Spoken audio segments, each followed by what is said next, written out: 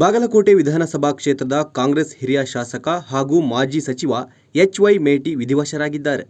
1946ರಂದು ಜನಿಸಿದ್ದ ಎಚ್.ವೈ. ಮೇಟಿ ವಯೋಸಹಜ ಕಾಯಿಲೆಗಳಿಂದ ಬಳಲುತ್ತಿದ್ದರು.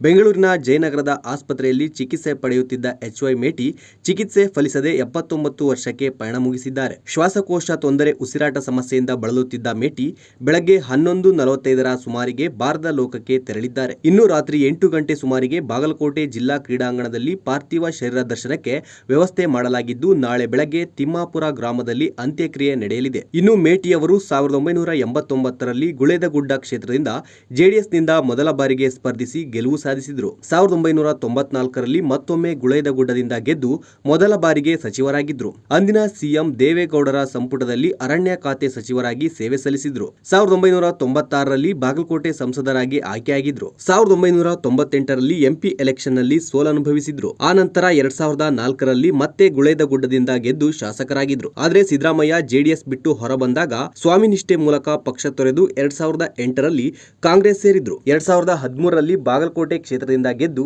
ಸಿದ್ದು ಸಂಪುಟದಲ್ಲಿ ಸಚಿವರಾಗಿದ್ರು. ಆದರೆ ರಾಸಲೀಲೆ ಪ್ರಕರಣದಿಂದ ಅವರು ಮಂತ್ರಿ ಸ್ಥಾನ ಕಳೆದುಕೊಂಡಿದ್ರು. 2018ರಲ್ಲಿ ಸೋಲು ಕಂಡಿದ್ದ ಮೇಟಿ 2023ರ ಚುನಾವಣೆಯಲ್ಲಿ ಗೆದ್ದು ಶಾಸಕರಾಗಿದ್ರು. ಆದ್ರೀಗ ವಿಧಿವಶರಾಗಿದ್ದು ಅಪಾರ ಗಣ್ಯರು, ಕುಟುಂಬಸ್ಥರು, ಕಾರ್ಯಕರ್ತರು ಹಾಗೂ ಬೆಂಬಲಿಗರು ಕಂಬನಿ ಮಿಡಿದಿದ್ದಾರೆ.